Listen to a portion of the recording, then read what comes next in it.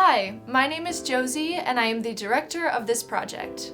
I am an honors psychology student studying at Arizona State University, and for my honors thesis, I chose to do this project. This video was made for police officers about Tourette syndrome in order to better understand it. I decided to pursue this topic for my project because I myself have tics. I realized that police encounters with people who have tics can get pretty complicated if the police officer is uninformed about tics and Tourette syndrome. The goal of this project is simply to educate, not to shame about being misinformed, as a lot of people are. It's a very misunderstood and misrepresented disorder. I decided to interview both professionals in the field and people who are personally affected by it. I hope you can take something meaningful away from this video in order to better understand some of the people you protect and serve. Hi, I'm Dave Sprecher. I'm a neurologist and I specialize in movement disorders, including Tourette syndrome. I was inspired to go into this specialty because I myself have Tourette's. I don't usually tic when I'm meeting people for the first time, so I probably won't have any during this interview. I also don't have the cursing type of tics, so if I do use profanity in the interview, it's because I mean it. It's not a tic. I'm Ava. I'm 16 years old. I'm a high school student in Maricopa County, and I have Tourette syndrome. Hi, my name is Wyatt, and I'm 14 years old, and I'm a high school student in Maricopa County, and I have Tourette syndrome. Tourette syndrome is a neurodevelopmental condition, so it starts in childhood, usually between the ages of 4 and 8 years of age. The children are seen to have involuntary movements and sounds. It's usually the same ones over and over again, though new ones will appear over time, that we call the motor and vocal tics. So there are movements or sounds that they do over and over again that they just can't help. They can try and hold it back for periods of time, but then this urge builds up and eventually they have to let it out. In the 20th century, early on, it was thought that Tourette's was just a psychological condition, and some people were even institutionalized. And then people realized, because the tics were actually responding to certain medications, that this was neurological. It turns out the brains of people with Tourette's are just wired differently to have extra movements and sounds. And it's something that they just can't help. Tics can look like certain drug use. For example, certain drugs can cause twitches and tremors, as you may know, and so these things can look like tics and vice versa. Because tics can cause a lot of disturbance when in public, and as I said, it can even look like drug use, the police may be called on someone simply for having tics. They may not be doing anything wrong except having those tics, which can be interpreted as suspicious. It also is closely linked with several mental health conditions. So even though Tourette syndrome is a neurological condition, most people with Tourette's have at least one or more psychiatric conditions that are closely linked to it. Some of the most common comorbid disorders with Tourette syndrome include ADHD, autism, anxiety, and OCD, in addition to things such as anger issues or sensory processing issues.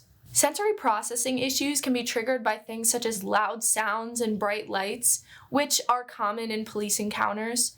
So for someone with sensory processing issues, police encounters can be a little more stressful. For me, I think growing up, I definitely had some degree of what we call the obsessive compulsive symptoms. I have ADHD and sensory input issues.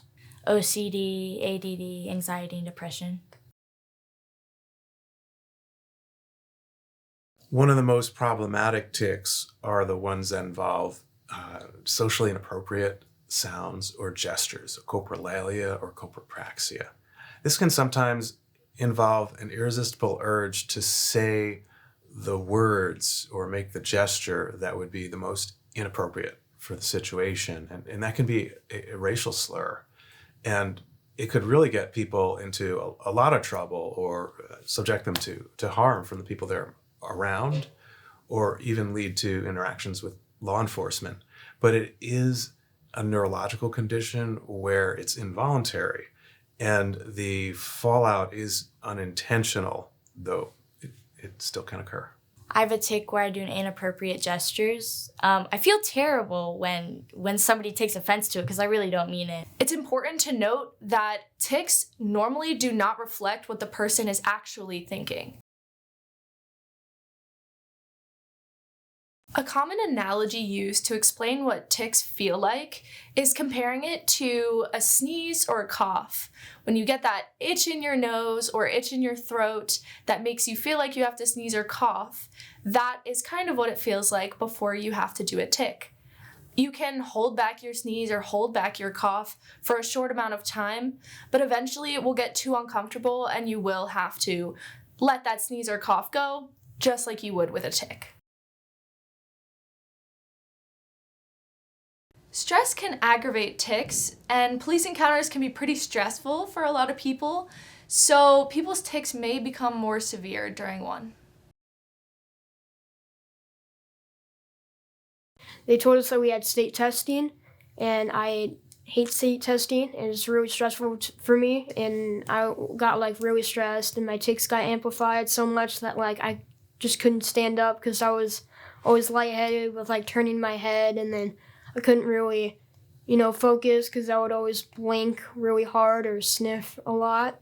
And so it would be distracting for others, and it would also be kind of distracting for myself. And then I would just have to calm myself down, which is really hard to do since I also have ADHD, and so I just like to move around and add that onto tics. It's just, sensory overload. For me, I think the greatest difficulty was starting out. I didn't really know what it was. I knew that I had these kind of movements that other people noticed that made me different.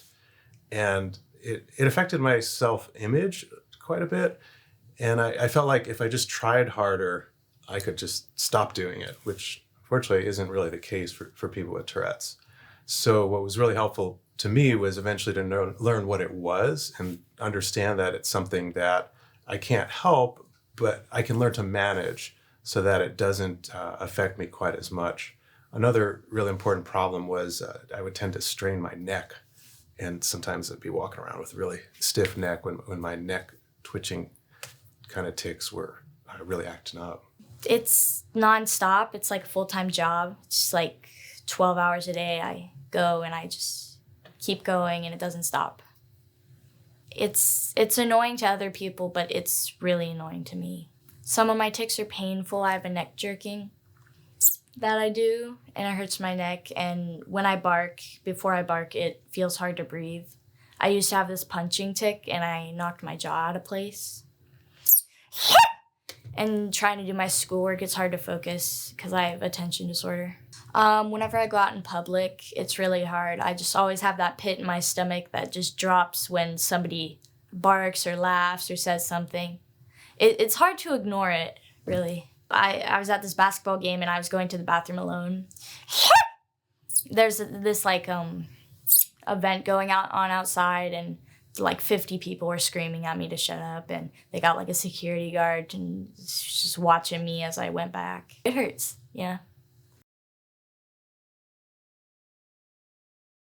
It's important to note that sometimes tics can seem purposeful, but the individual is definitely not doing it on purpose. Tics can sometimes cause people to say the exact things they know they shouldn't say in a certain situation. For example, when interacting with police officers, someone's tics may make them utter, "I have drugs," even though that's not the case. Once you get accustomed to what tics look and sound like, it can sometimes be easy to spot. So if you do recognize that an individual is likely experiencing tics, you can politely ask them that. If you inform the individual at the beginning of the interaction that you do know what tics and Tourette syndrome are, it can make that person feel more comfortable knowing that you are informed about their disorder, which can help the rest of the interaction run more smoothly. One thing you can do to help individuals with Tourette syndrome or another disorder is to explain to them what you're going to do before you do it, if the situation permits, so that they can have an easier time processing what is going on. Sometimes tics can be very physical with large and sudden movements, So again, if the situation permits, try to touch them as little as possible to give them that room to do those physical tics. Constraining those physical tics can be very aggravating to the individual, very uncomfortable, which could escalate the situation. So impulsive tics are tics where there's an irresistible urge to do something that's either destructive of property or harms oneself or other people. This can be really problematic if someone has a tic where it's an urge to poke or hit other people. That could rapidly escalate and become a situation where law enforcement get involved. So giving people an opportunity, particularly if they're trying to de-escalate the situation, to explain about the tics could be really helpful in that situation and avoid some serious misunderstandings and escalation. One of the most important problems, fortunately it's very rare, for me as a doctor, is when someone has a tic that we call self-injurious, where they have an irresistible urge to hit themselves, even gouge their eyes. One of the most severe cases that's been described, someone felt like the need to actually stab himself in the stomach. And that can be something that's very hard for law enforcement to understand. When they see someone committing a self-injurious act, they think they must be suicidal. But again, this is where giving people an opportunity to explain themselves and de-escalate the situation can be very helpful. A police officer might see a person with Tourette syndrome, and if they move, then they could feel threatened, but it's not really their fault, and you just really have to understand and respect and believe what the person has to say. Just like any normal interaction, just like stay calm and, you're just there to help the individual. Or give them a ticket. Or give them a ticket.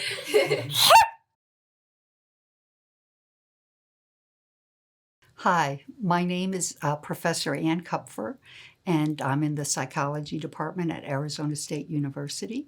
I study child development. I am currently the director of a community preschool there that's also a lab called the Child Study Lab.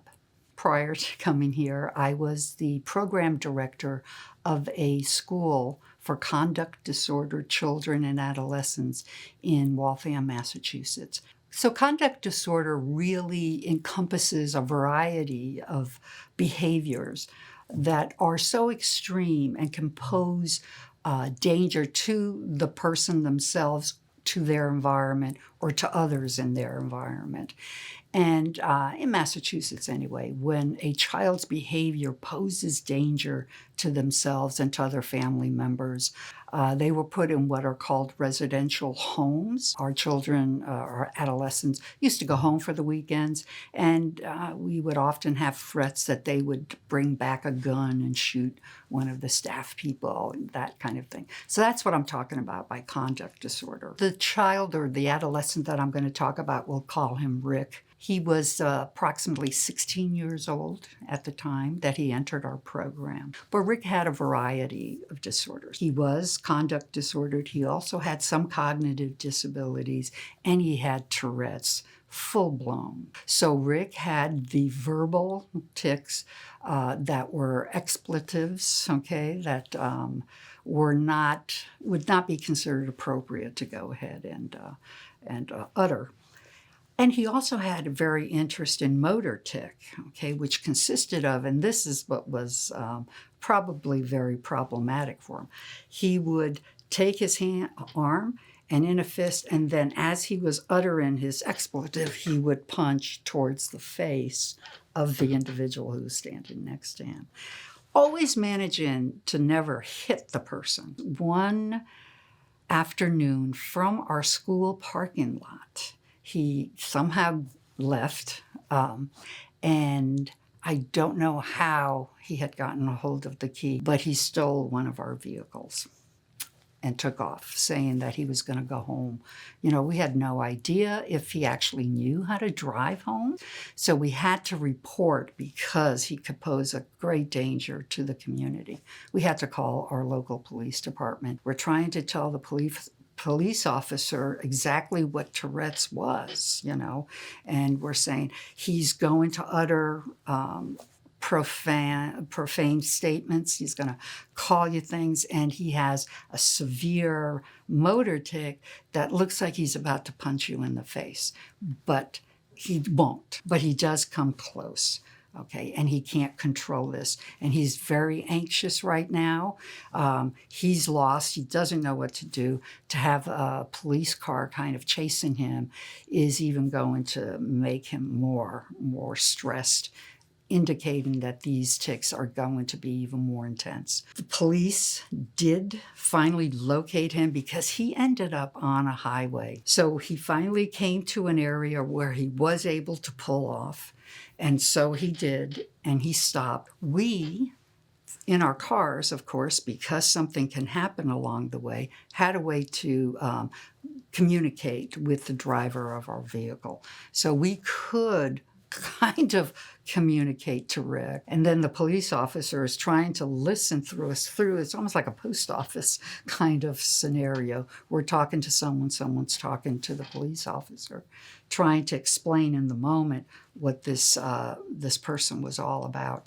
The police did draw their gun. I mean, I don't know. This is something that needs to be discussed because, we tried to tell them, please don't. You're only going to upset him further. So we're trying to say to Rick, you need to do something with your arm, okay? Because the police officer will open your door and you have to control your arm. Do you understand this? And he's saying, yeah.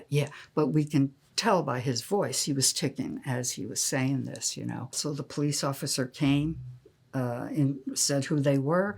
They said they were going to open the door.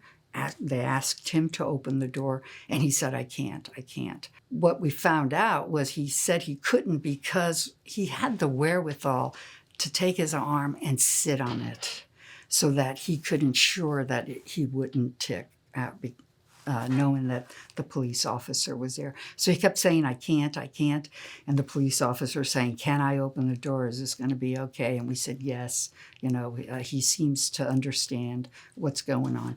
And so the police officer opened the door. He was sitting on his arm. And then the profanity just started. And we're like, oh, he can't control this. He doesn't mean what he's saying. He's just extremely upset and nervous at this point in time. And so we just kept saying, Rick, everything's going to be fine. Just get out of the car. He knows you have Tourette's. And, just hold on to your arm, and get on your knees and just lie face down. And the police officer said, I'm going to walk up to you, and then was able to take his arms behind his back and handcuff him. The things that were done really well were the police officer calmly approaching the vehicle, talking calmly and succinctly to Rick, asking Rick, do you have Tourette's? Can you open the door yourself? And if Rick says no, saying, I am going to open the door for you. When I do, I want you to slowly come out and kneel down on the ground and then lay down. And I will need to cuff you after that for your safety. Also, it's really wonderful if there is a third party involved who does know the individual. He had us there so we could assure Rick the police officer is just there to make sure you're safe. And if we weren't there, a person's therapist or even a family member that they trust would be very important. Of course, the most important thing was for the police officer to assure Rick that everything was going to be fine. So it's very important to remember that in this particular incident, Rick had a comorbidity. So Tourette's was just one of his diagnoses. The cognitive deficit aspect of Rick's entire diagnosis. It was totally separate from Tourette's, and there could be a whole variety of other diagnoses that are comorbid with Tourette's. But it's very, very important to realize that a person with Tourette's could just be that.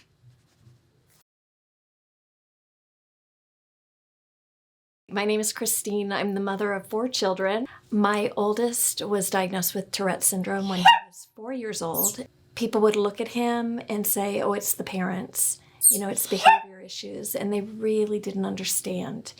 And Dominic would come sometimes hitting his brain. I hate my brain. I hate my brain. And I would just say, you know what, honey, I love your brain. And I know this is hard, but you have more compassion for people than I think you ever would have had. Out of 4 children, I've had 4 children who had self-injurious behaviors. So they would hit themselves, they would get upset, they would bang their head on the floor, just in these moments of outburst and hating themselves because they had no control over their bodies and they had no control over the tics that would happen. I think bottom line is my children are my heroes, and I feel really humbled to have been chosen to be their mom, That was great.